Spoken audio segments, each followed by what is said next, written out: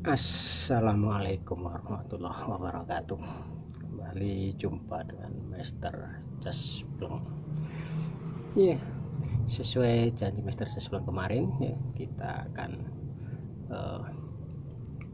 sedikit berbicara mengenai Polri adalah Indonesia, terkait dengan satu tragedi Duren 3, tragedi kemanusiaan yang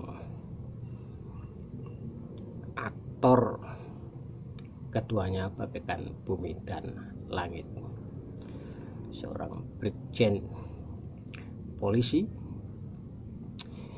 yaitu Brigjen Nofriansah Joshua, yang dibantai sedemikian rupa oleh seorang jenderal yang memiliki kedudukan strategis, yaitu Kadif Propam Irjen Verdi Sambo.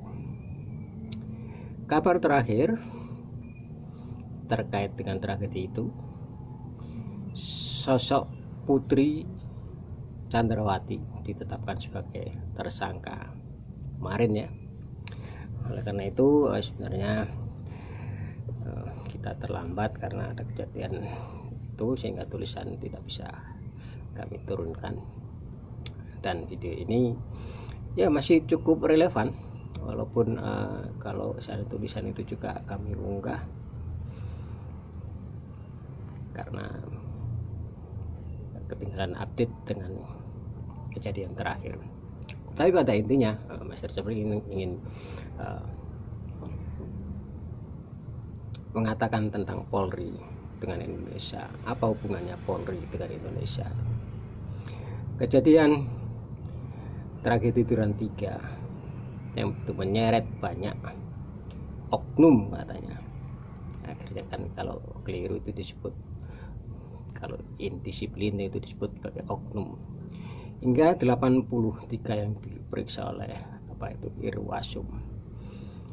Kemudian 35 itu dalam ranah penyelidikan pihak tim sus Polri yang dibawah pimpinan langsung Kapolri Jenderal Listio Sigit Prabowo. Yang kemudian ada 5 yang kemudian yang pasti 5 yang ditetapkan sebagai tersangka. Begitu alotnya kejadian ini, tragedi ini, begitu banyaknya penipuan atau manipulasi yang narasi-narasi yang disampaikan oleh Verdi Sambo hingga menyeret begitu banyak. Tetapi memang kalau kita mau berpikir sedikit ya, terutama ini Master Jaspleng ya, bahwa kejadian tersebut, maaf ini menurut Master Jaspleng, yang lainnya mungkin sesuai dengan data yang mereka peroleh, ini adalah by design. Oleh karena by design ini merupakan suatu bentuk kriminal yang istilahnya orang-orang pintar itu melampaui batas-batas kemanusiaan, melalui penyalahgunaan wewenang, melalui banyak rekayasa, drama-drama, dan memang ya kita tetap percaya si Polri akan melakukannya secara presisi ya, katakan secara independen katakanlah, atau secara apakah. Tapi masyarakat, publik, terutama Master Jaspleng, mungkin ini ya pemikiran Master Jaspleng sendiri, bahwa hal yang tersebut dilakukan oleh oknum itu bukan kali pertama. bisa jadi kan, ini namanya dugaan ya, mohon maaf.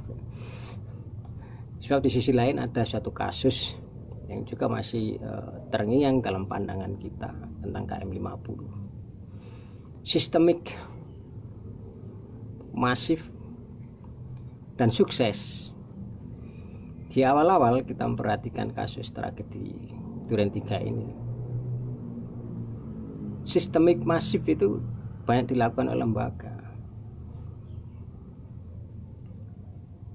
Lembaga apa yang tidak terlibat di dalam KM50 juga terlibat di Duren 3 ini. Akhirnya sampai muncul begitu banyak narasi, bahkan sampai dikatakan liar.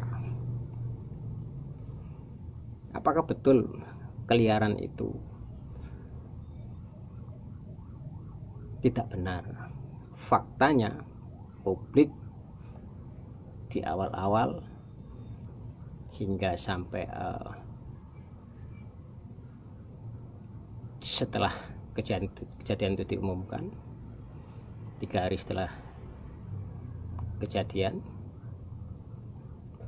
narasi publik melalui terutama media sosial ya, sementara kalau media mainstream ya seperti itulah, kayak media mainstream. Untungnya apa yang dikatakan sebagai berita liar, info liar di media sosial itu tidak seperti yang terjadi di KM50, sehingga benar-benar mengerucut begitu kuat, ditambah dengan pengacara keluarga Joshua yang demikian progresif, sehingga mau nggak mau Kapolri harus melakukan pembukaan kasus ini secara jujur, secara adil, secara beradab, terlebih adanya goodwill daripada Presiden Jokowi. Kalau di dalam kasus KM50 itu tidak terlihat.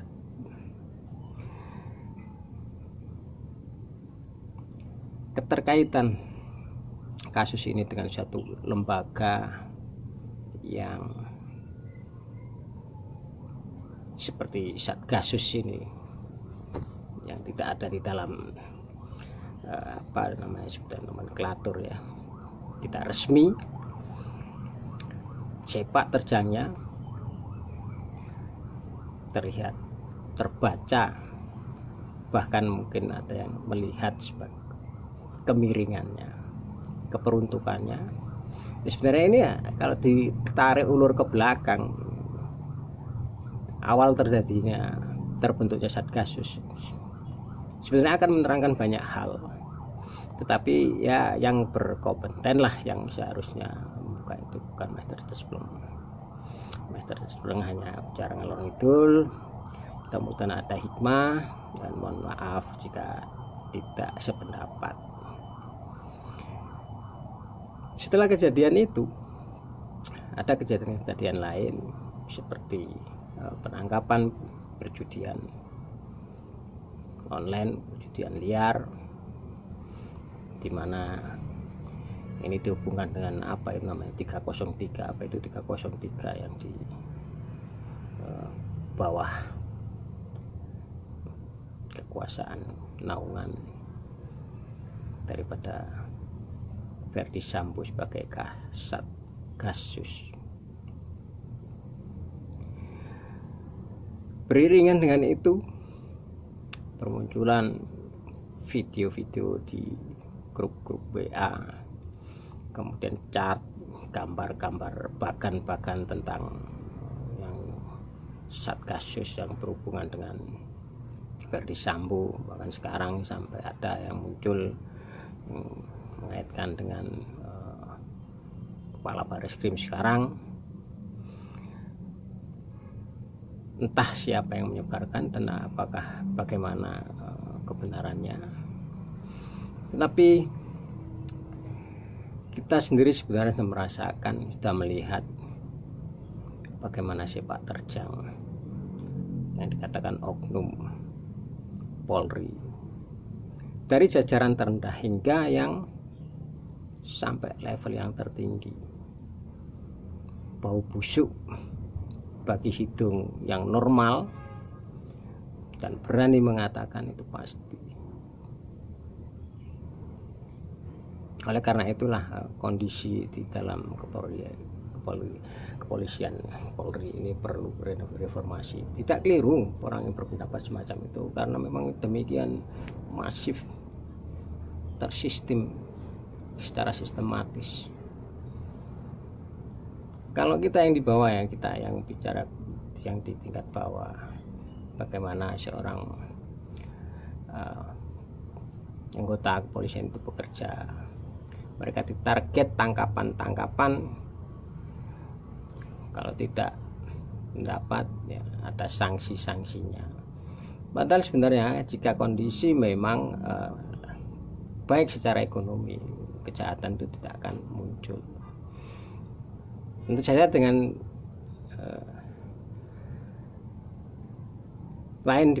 kita harus bisa bedakan antara kejahatan-kejahatan yang sifatnya kriminal biasa dengan kejahatan-kejahatan yang ekstra seperti perjudian dan narkoba. Itu semakin meningkat, memang semakin meningkat.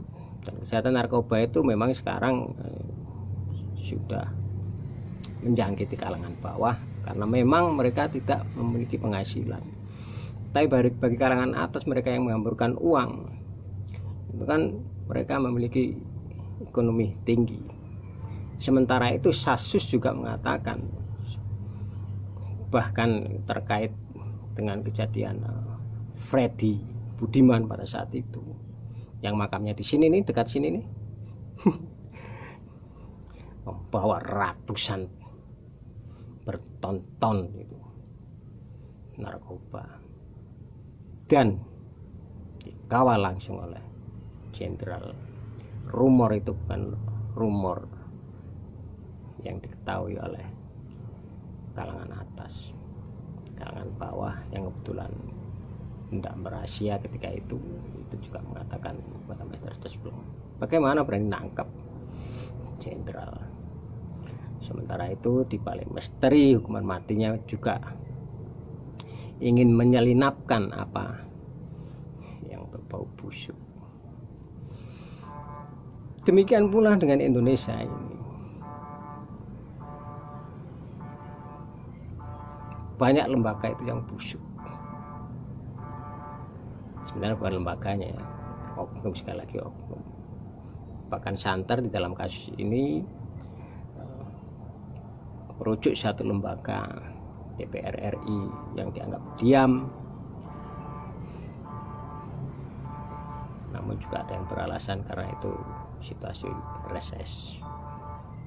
Sementara kalau kita bandingkan KM50 dan tragedi Duren 3, posisi Kompolnas, posisi LPSK,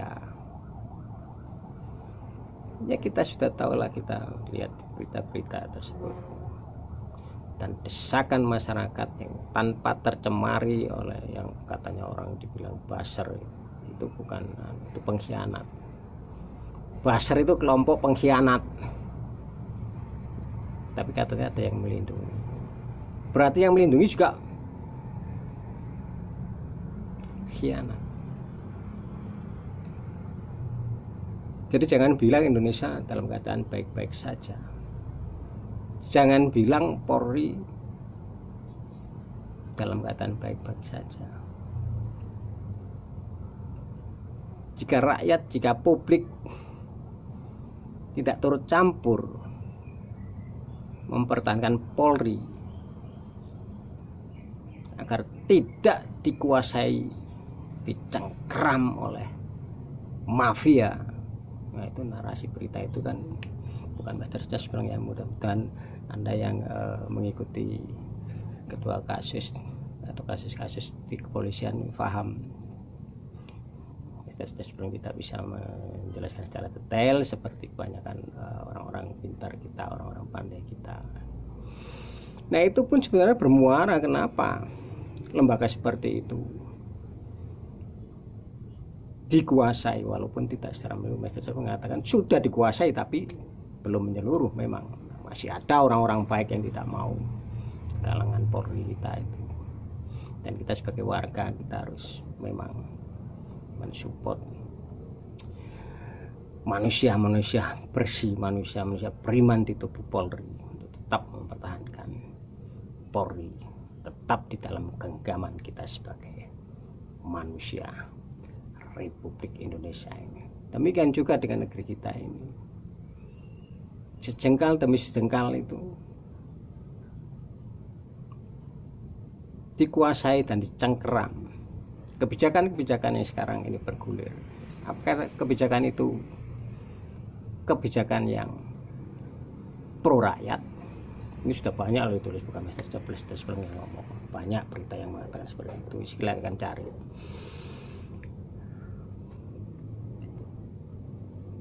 Bahkan sejak negeri ini berdiri, sejak negeri ini merdeka, memang sudah tidak dilakukan cengkeraman secara fisik, tetapi cengkeraman secara politik, secara ekonomi. Jika memperhatikan kita memperhatikan apa yang telah terjadi, kita mengikuti dari perhelatan akbar, mulai dari pemilihan bupati, wali kota hingga presiden, ada kekuatan yang begitu mendorong kepada sosok, pada tokoh, pada kelompok agar bisa memimpin di negeri ini, yang pada akhirnya adalah untuk menguasai negeri ini. Terlalu kaya, andai distribusi pengelolaannya itu bijaksana, adil. Gak ada di negeri ini yang namanya stunting gitu. Di negeri ini masih banyak stunting, kalian joget-joget sebuah ritual seperti nama orang Gubernur Jawa Tengah sana itu loh. Oke, demikian saja sekitar narasi terkait dengan Polri. Polri adalah Indonesia. Semoga ada hikmah yang bisa kita ambil. Mohon maaf atas segala khilaf dan salah serta pendapat yang berbeda. Tapi menjelang bulan Black September ini, ada sejarah kelam tidak hanya di Indonesia, bahkan di dunia, banyak dilakukan di bulan September ini. Oleh karena itu, apapun konstelasi, apapun yang ada di negeri ini, termasuk yang di kepolisian, jangan sampai menghancurkan kepolisian. Apapun konstelasi politik di negeri ini, tetap pertahankan Indonesia sebagai milik Pancasila, bukan milik yang lain.